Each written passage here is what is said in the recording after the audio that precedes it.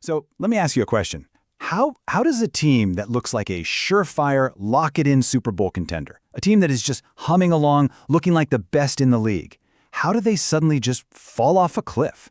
And I'm not talking about a little slump, a couple of bad games. No, we're talking about a full-blown, catastrophic, 7-week free fall into total disaster.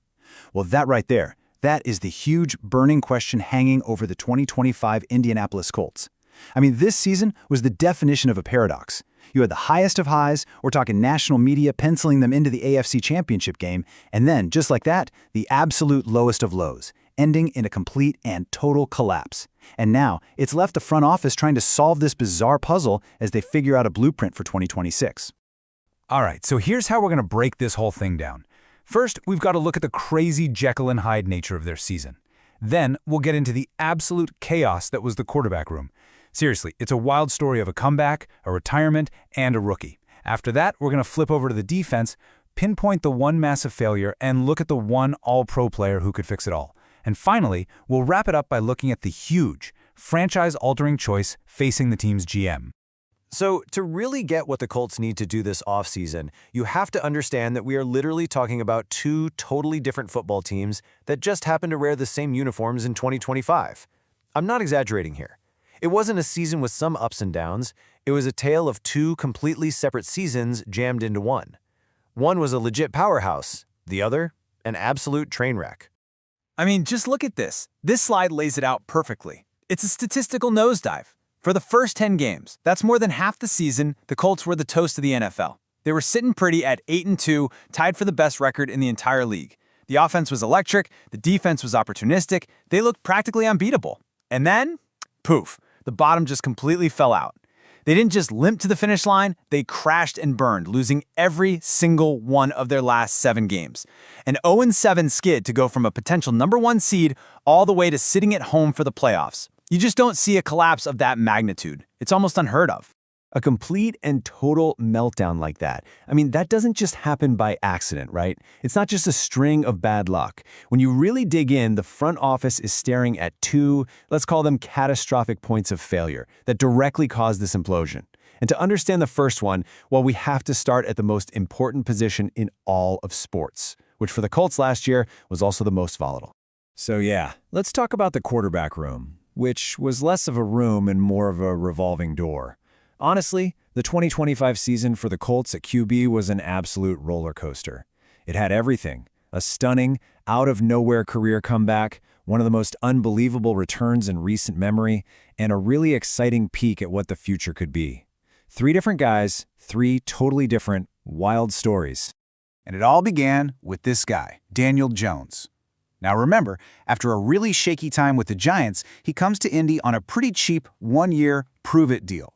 Nobody really knew what to expect. Most people thought, okay, he's a bridge quarterback, a placeholder maybe, but from the very first snap of Week 1, he was on an absolute mission, and he was completely rewriting the story of his career, right up until disaster struck.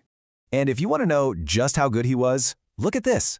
To put his performance into perspective, NFL.com did a deep dive on every single QB start last season, and out of 63 different starters, Daniel Jones ranked as the 12th best quarterback in the entire league. Let that sink in for a second. 12th!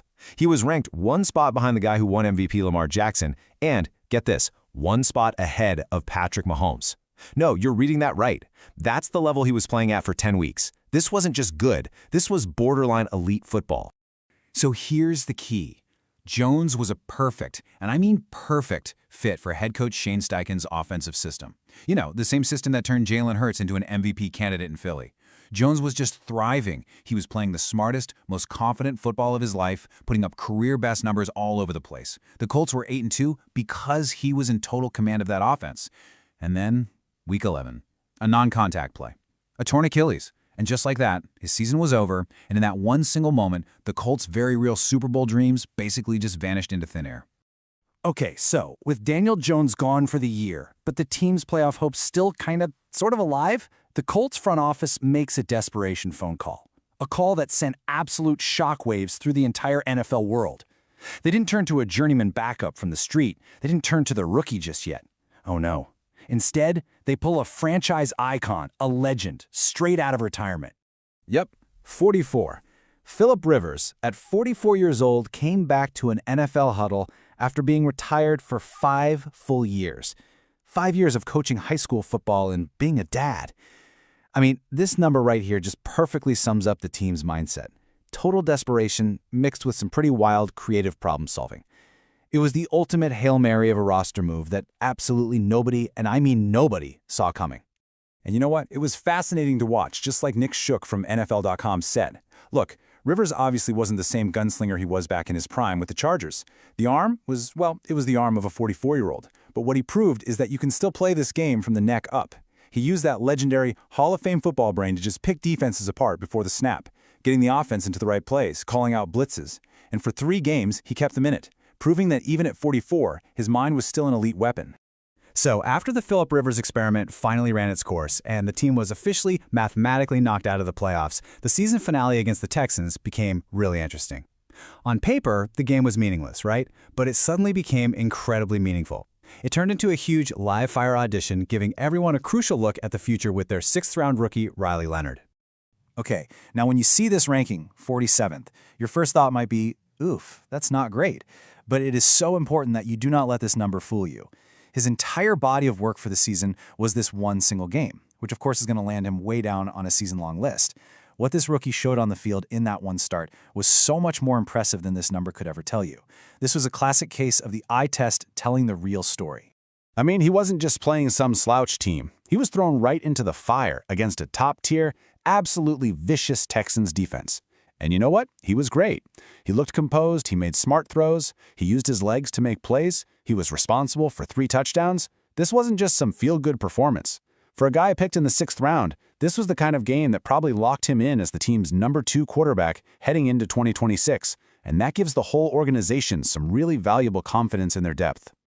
All right, so let's switch over to the other side of the ball now because the quarterback chaos was really only half the story. While the offense was sputtering and trying to figure things out, the defense had its own parallel collapse. The pressure just became too much, and you can trace it all back to one single glaring weakness that got brutally exposed down the stretch of the season. Look at this number. Just let it sink in. 4. In the final 5 games of the season, with their playoff lives hanging by a thread, the entire Colts defense managed only 4 sacks. That's beyond anemic. When the games mattered most, when the opponents got tougher, the pass rush just completely disappeared. It was gone. Quarterbacks had all day to sit back in the pocket and pick apart the secondary. This isn't just a symptom of the collapse, folks. This is a root cause. So how do you fix a problem that's that bad? Well, here's the thing. 3 of their own defensive ends from last year are all hitting free agency. So the Colts have a massive hole they have to fill. And all the reports are saying they aren't just looking for a Band-Aid fix. No, they are planning to be very, very aggressive in going after one of the best sack artists in the entire league, Cincinnati's Trey Hendrickson. And I mean, the production just speaks for itself. This dude is the definition of elite and consistent. He has put up an identical, mind-boggling 17.5 sacks in each of the last 2 seasons. That kind of week-in, week-out game-wrecking ability is something the Colts just haven't had since the good old days of Robert Mathis and Dwight Freeney. He's not just a good player, he is a foundational piece that literally changes how offenses have to game plan for you. Now I know what you might be thinking. This is just wishful thinking, right? A fan base connecting a big name to a team with a big need. But this is different.